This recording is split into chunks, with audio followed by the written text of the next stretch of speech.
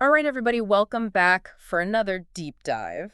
Excited to be here. Today, we are talking all about the brain. The hardware of the soul. Ooh, I like that. Right. Yeah, it's a good one. Straight from Daniel Amen's. Change your brain, change your life. Yeah, we're really going to unpack this book. I think this is going to be a fun one. It is a really interesting book. It takes a lot of liberties with some of its science. Yeah. But we can work with it. Oh, absolutely. And there's so much good stuff in here. Yeah. It's really about taking control of your own brain and your own life. Yeah, and I think what I like about it is it really breaks it down in a way that anybody can understand. Yeah. So, I don't feel like I need a neuroscience degree to, get what he's saying. Absolutely. And that's one of the things I really appreciate about Amen's approach is that he takes these complex topics and makes them very accessible. Yeah. Because we all have brains, right? Exactly. And we can all benefit from understanding how they work. Yeah, and why should we even care? Why is this even important? Well, think about it. Our brains control everything, right? Yeah. Our thoughts, our emotions, our behaviors, our decisions, everything comes from the brain. Yeah, it's the control center. It is the ultimate control panel. So, if we can understand how to work this control panel a little bit better, we can really start to make some changes in our life. Exactly. It's like having the user manual for your own mind. Yeah, I like that. All right. So much good stuff in here. So where do we even begin? Well, I think a good place to start is with Amen's whole concept of brain SPECT imaging. Okay, so SPECT imaging. This is kind of his thing, right? It is. It's kind of his baby, and it is a little controversial. Yeah, and we should say that up front, that's not, universally accepted. Not in mainstream medicine. Right. But it is a tool that he uses to look at blood flow and activity patterns in the brain. And he argues that this can provide valuable insights into how our brains are functioning. Okay, so it's like taking a picture. Exactly. It's like a snapshot of what's happening in your brain. Okay. And he uses these images to then tailor treatment plans and recommend specific strategies for improving brain health.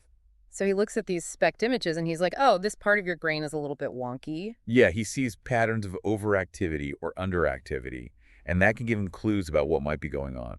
Okay, so that's interesting because he talks about how different parts of the brain are responsible for different things. Absolutely. And I think this is a good segue into our next point, which is really diving into these different brain regions. Okay, so let's get into the brain tour. Let's do it. What is the first stop on our magical brain journey?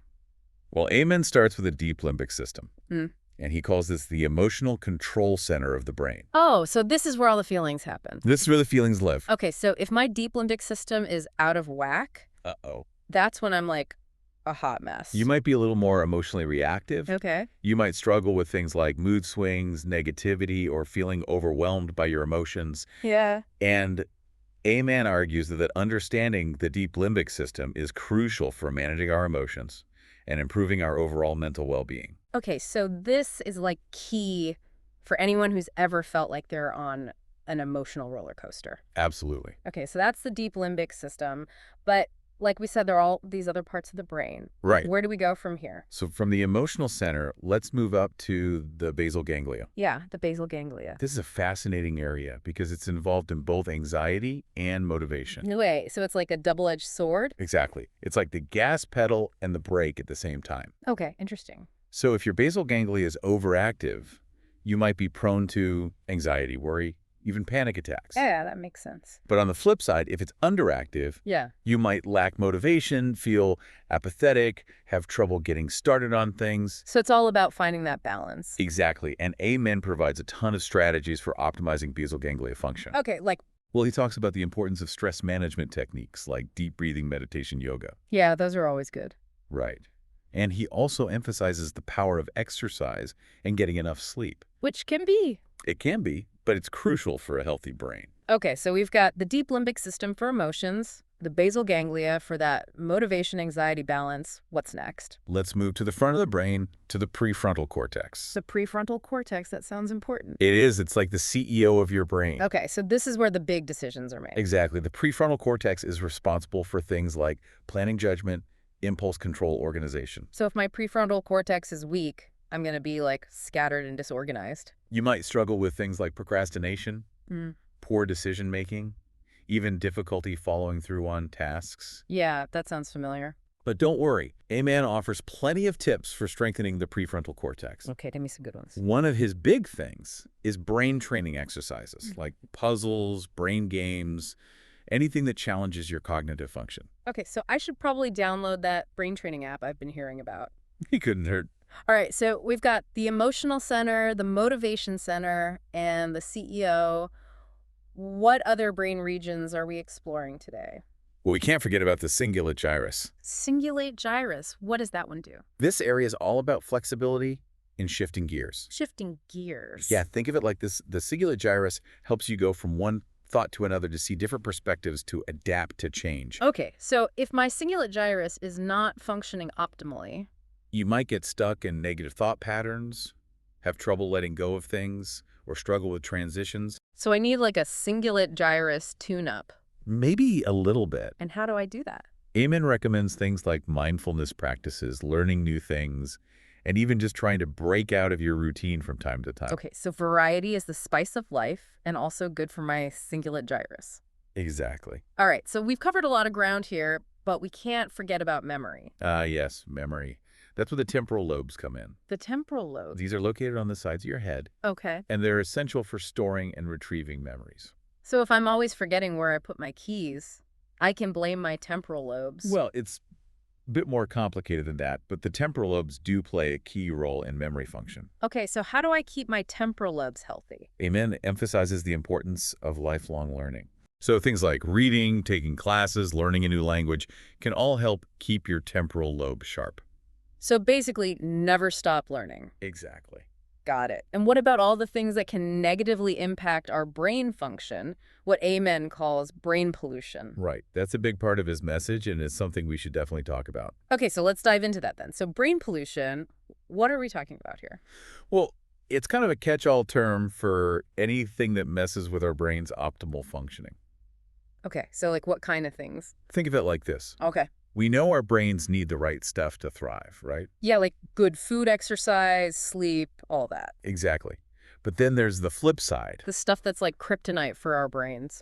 Pretty much, Amen talks about things like too much sugar, processed foods, not enough sleep, chronic stress, Mm. the usual suspects. Yeah, those are brain busters for sure. But he also gets into some of the more serious stuff, right? Right, he talks about drug use, of course, how different substances can really throw off brain chemistry and even lead to long-term damage. Which makes sense. We're talking about powerful chemicals here. Exactly.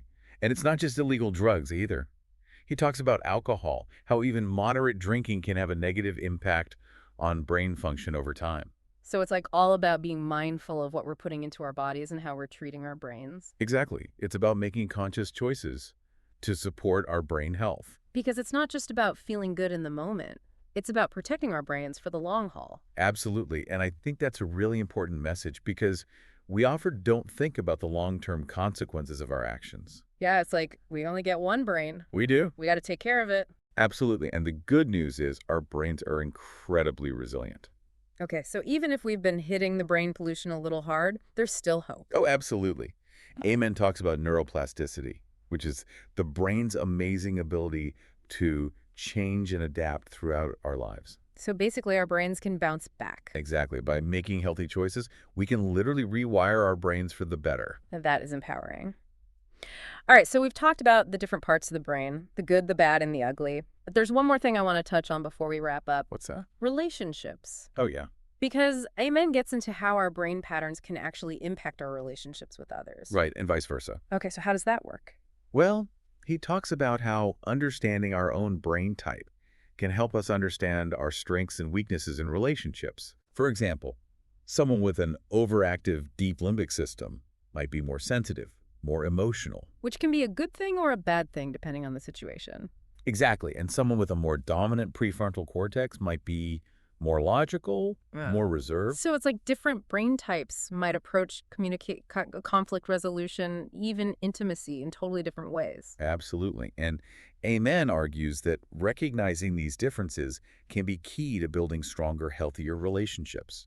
Because if you can understand where the other person is coming from, literally from a brain perspective, Right. it makes it a lot easier to navigate those challenges and meet each other's needs, Exactly. It's all about empathy and understanding. which is kind of the key to any good relationship, right? Absolute. I think this has been such a fascinating deep dive. Me too. We've learned so much about how our brains work, what can go wrong, and most importantly, what we can do to keep our brains healthy and functioning at their best. And remember, it's a journey, not a destination. Right. Brain health is an ongoing process, Exactly. So if you're feeling inspired to learn more about your amazing brain, which I hope you are. definitely pick up a copy of Change Your Brain, Change Your Life by Daniel Amen. It's a great read. It is. And in the meantime, keep those brains buzzing. Until next time.